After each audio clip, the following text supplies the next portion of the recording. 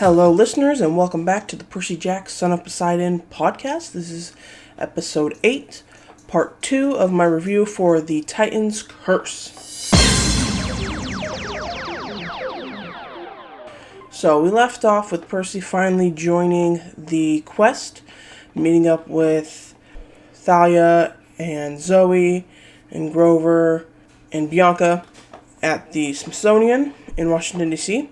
So then the group hop on a train and they meet a hobo, which is really Apollo in disguise.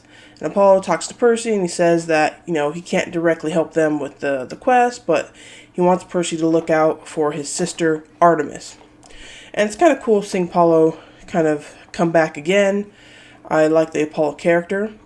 And then he kind of is the one that, helped them with the train and stuff. So then the group ends up stopping off in an old ski town in New Mexico, where they are attacked by the skeleton warriors again.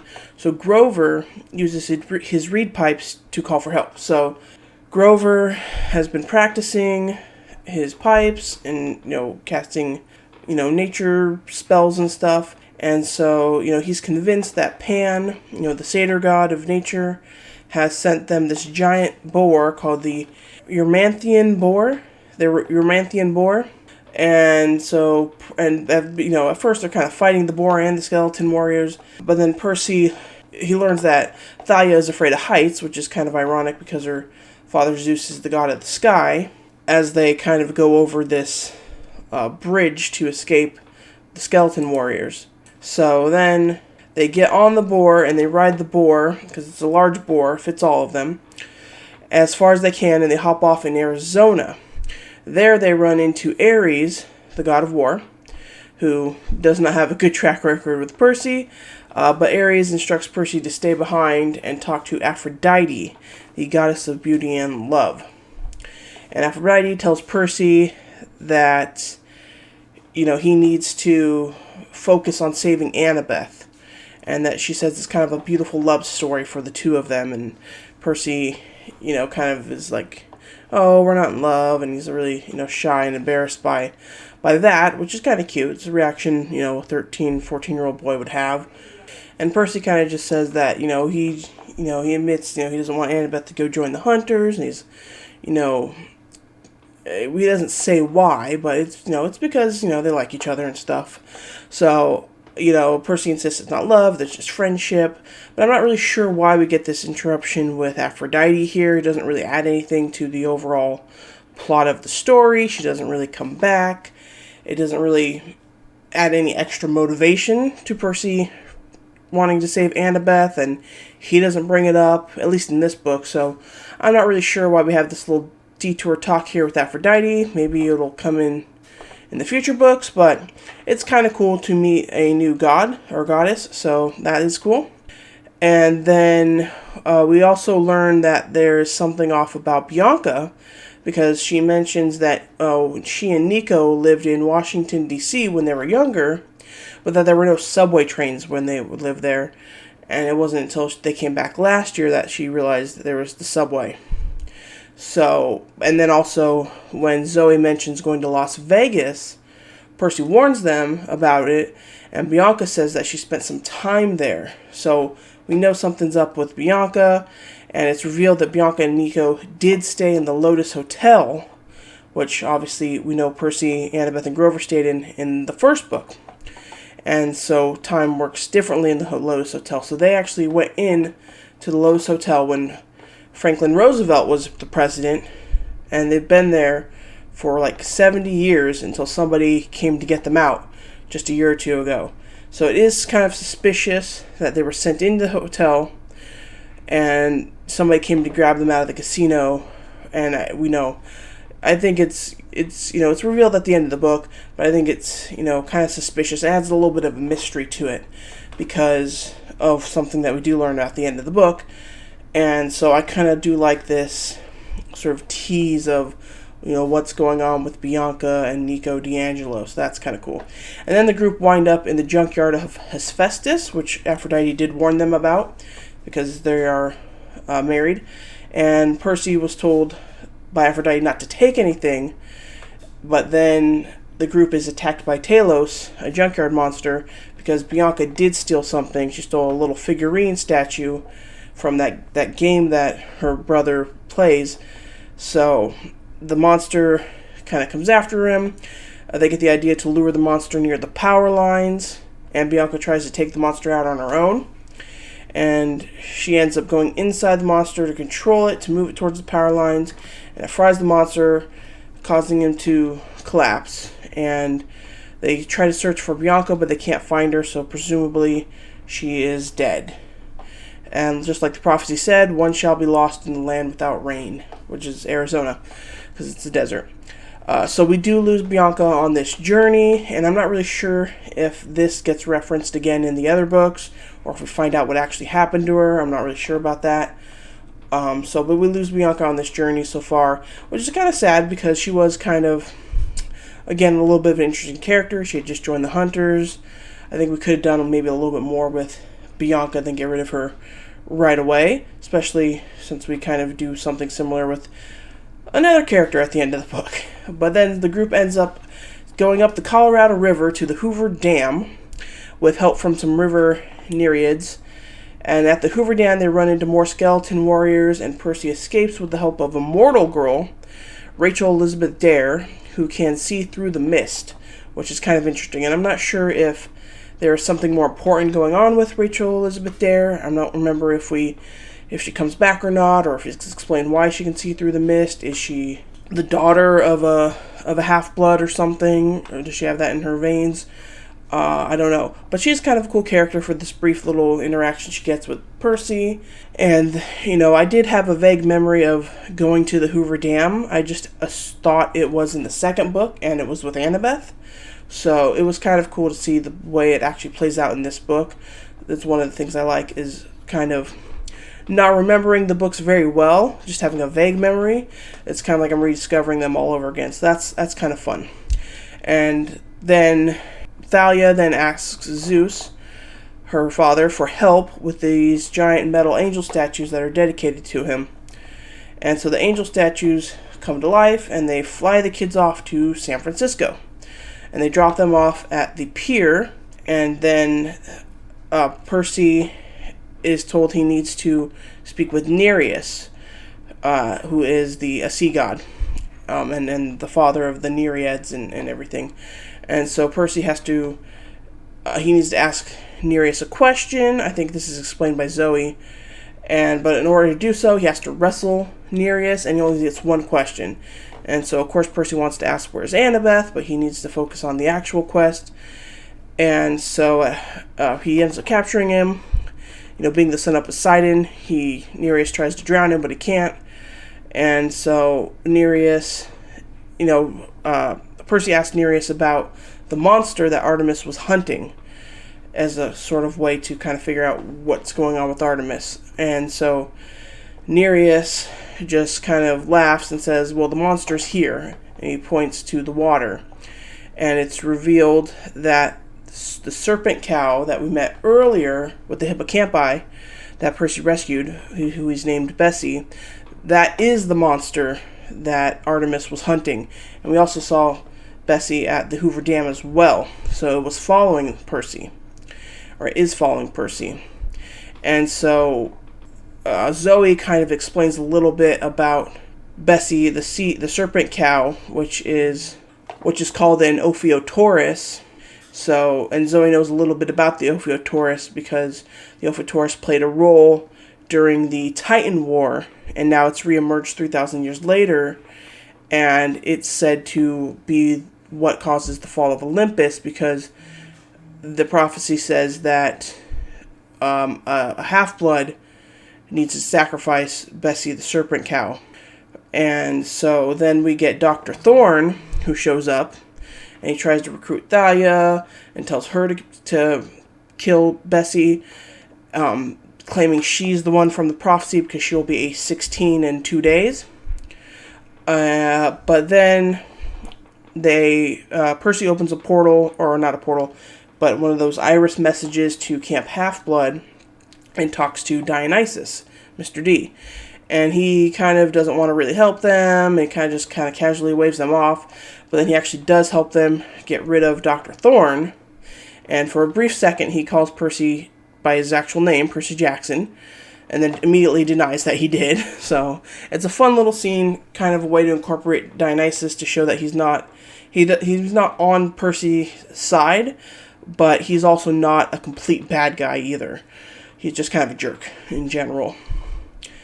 And so then Zoe decides to go visit Annabeth's father, who had just moved to San Francisco, to get their help, while Grover and Bessie, the servant cow, leave to go back to New York.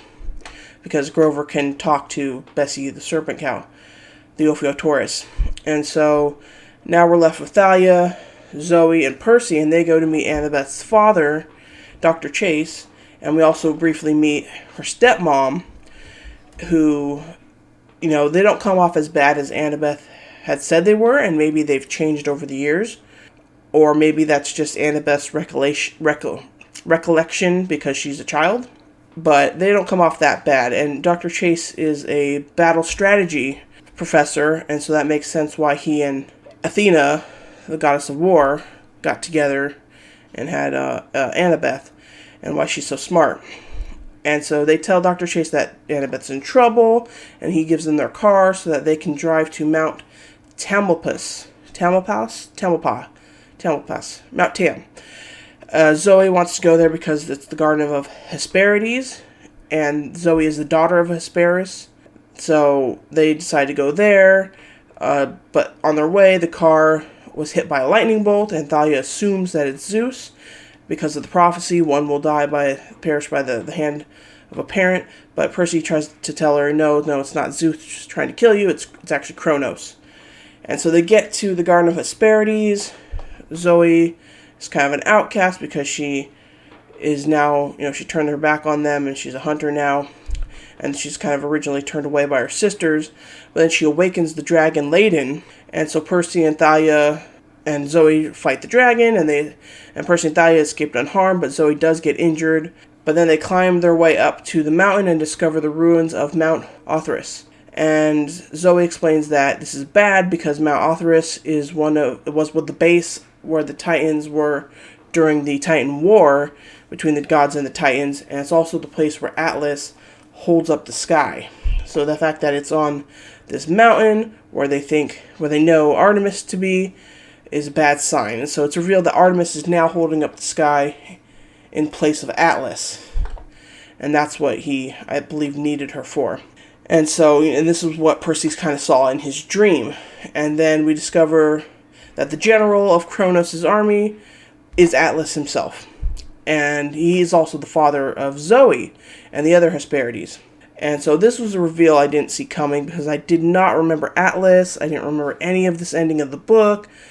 And I didn't remember the prophecy and Artemis holding up the sky and any of that. So this was kind of a fun twist and reveal for me. And so I really enjoyed this. And then Luke is also there. He's holding Annabeth hostage. So Percy, Zoe, and Thalia decide to fight them. And also the ship that they were on from the last, they're sending warriors from the ship over to them and stuff. And so it's this whole big battle thing going on.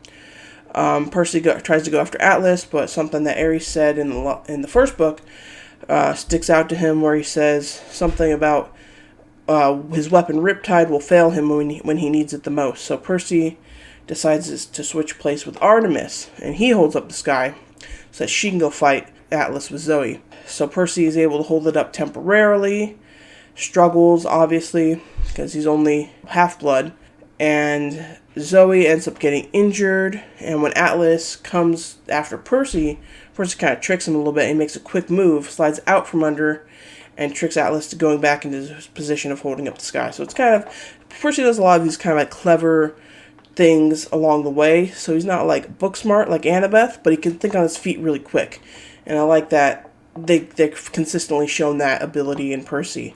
And so now Atlas is stuck again, and that's actually the Titan's curse that the book is named after, and that was referenced in the prophecy. The Titan's curse is of holding up the sky, because Atlas is a Titan.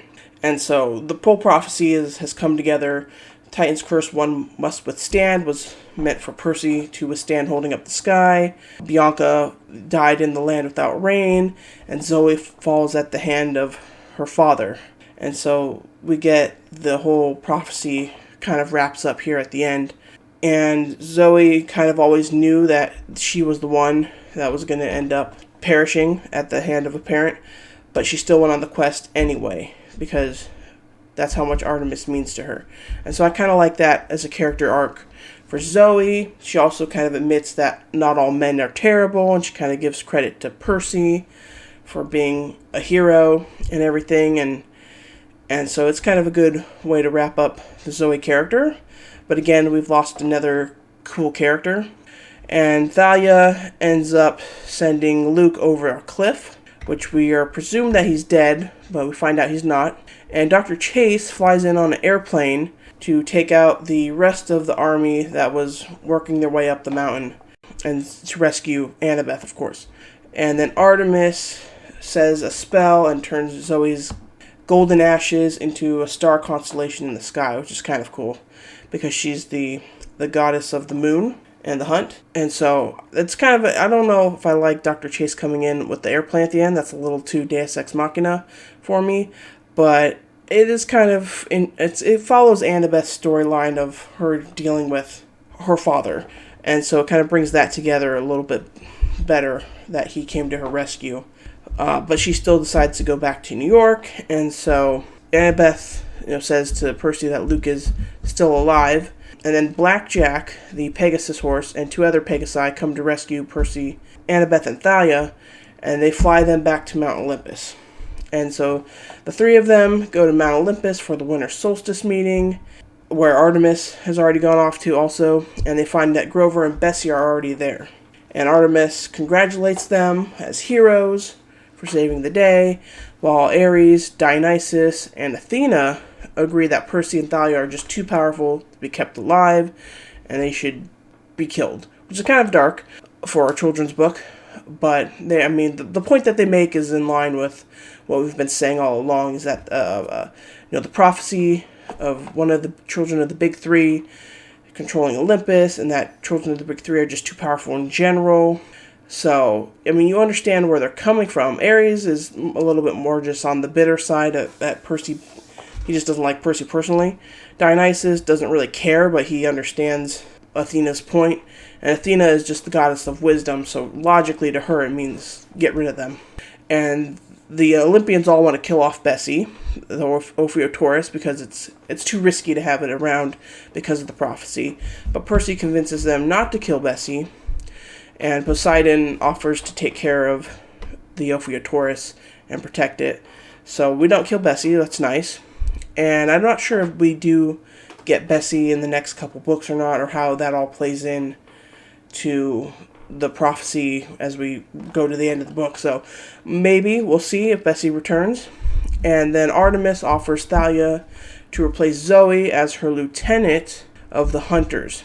And Thalia accepts the offer and takes the oath of the Hunters of Artemis, because that means that she will never turn 16, meaning that the prophecy cannot be about her. So Thalia has decided to take the prophecy into her own hands, which is the whole reason why Luke needed the Golden Fleece to bring Thalia back, is because he wanted her to use her to control the prophecy. But now she's kind of flipped it, and so now she can't be the one in the prophecy, because she'll never turn 16 anymore. She'll always be the same age, because now she's part of the Hunters. And this is also something that I had gotten confused about, because I didn't remember Bianca, but I did remember that Thalia became a hunter. I just thought it was at the beginning of the book when Bianca did it. I thought that it was Thalia, but it wasn't. So it's kind of interesting that comes here at the end. But also, like Bianca, we're kind of just, introduced, and Zoe, we're introduced to these cool female characters, and then they're gone by the end of the book. And I know we have Annabeth still, but I really liked Bianca, Zoe, and I really liked Thalia and her sort of relationship with Percy, both being children of one of the big 3. Thought we could have done a lot more with Thalia as a character, and I'm not sure if we get much of her in the next 2 books or not.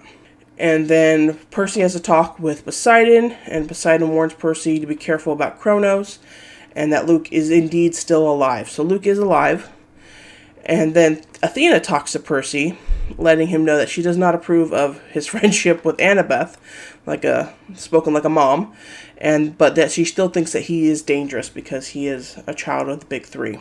And so it's kind of interesting. Again, we're introduced to more gods on Mount Olympus, which is cool. And we get more conversation with Percy and Poseidon, which is nice, because in the first book we didn't really get much and he came off really cold. Here he comes off a little bit more concerned for Percy, just trying to warn him and wants to help him, but he knows how risky this is, that Percy is the son of one of the big three and what the prophecy could do. So I do like that. And then Percy asks Annabeth to dance, which is cute, because they started dancing at the beginning of the book. And it's a nice little scene, and it's really cute, and it's really, it's obvious they like each other and everything. It's really, teenagers being teenagers and awkward and stuff. And he does say it's confirmed that Percy is 14 by the end of this book. So in the first book, I believe he had just turned 12. So it's been about 2 years since the beginning of that first book. I think he did just turn 12, something like that. Or maybe he just turned 13, I'm not sure. But so Percy has 2 more years before he turns 16. So the prophecy could still be about him. And then we go back to Camp Half-Blood, and Percy has to tell Nico about his sister Bianca, which of course upsets Nico because Nico wanted Percy to protect Bianca. And all of a sudden, the skeleton warriors come back to camp, and Nico is enraged at Percy, and he hates him, and he's yelling at him. And then Nico opens up the ground and swallows the skeleton warriors whole, and before he runs away. And then Percy notices the figurine that Bianca had given Nico, which was actually a figurine they had said that it was the only one he didn't have, and it was the god Hades. And so Percy kind of puts 2 and 2 together, and it's revealed that Nico and Bianca are the children of Hades. But Hades didn't break the oath because he technically had them before the oath was made during World War II. But after the oath was made, he hid them away, or somebody hid them away at the Lotus Hotel, for decades. But we still don't know who got them out. And so now the prophecy could be about Nico. So now we have another player into the prophecy. So we thought it was Thalia. Now we think it might be Nico instead of Percy. And so, and Nico also mentions that he knows that his sister is dead. Because Hades is the god of the underworld and the dead. And Nico says he had a dream about it. But we don't really know what the dream was about. And then Grover comes in running, and he says that, he heard the voice of the long-lost god of the wild Pan. And then that's kind of where the book ends. Grover, his dream was to be the satyr that finally finds Pan. And earlier in the book, he was convinced that Pan had helped them with the giant boar. And so he drank a bunch of coffee and meditated in hopes of communicating with Pan. And apparently it paid off because he says he heard his voice. And so we'll find out more in the next book. And that kind of concludes Grover's kind of overarching storyline that we've had since the beginning of the book, the first book, of him wanting the Searcher's license and wanting to go out and find Pan. And so I like that we're kind of continuing Grover's arc. We don't get a whole lot of Annabeth in this, but we kind of also continue her arc with her father. We get some great reveals here. Percy, Annabeth, and Grover decide not to tell Chiron about Nico. I don't know why. That's always something that kind of bothers me in fiction is storytelling. Children, for some reason, don't think the adults need important information like this, and usually it comes back to bite them in the butt. So it's a little bit of a trope, but again, they are kids, and I don't really understand the reasoning for not telling Chiron. I think Chiron should know. But so it's a little twist at the end here with Nico being revealed to be the son of Hades. So that's kind of how the book wraps up, and that kind of concludes this episode, wrapping up the second half of the book. In part 3, we'll go over my thoughts of the book as a whole, and the characters and story arcs and everything. But until next time, thank you all for listening. This has been the Percy Jack, Son of Poseidon podcast.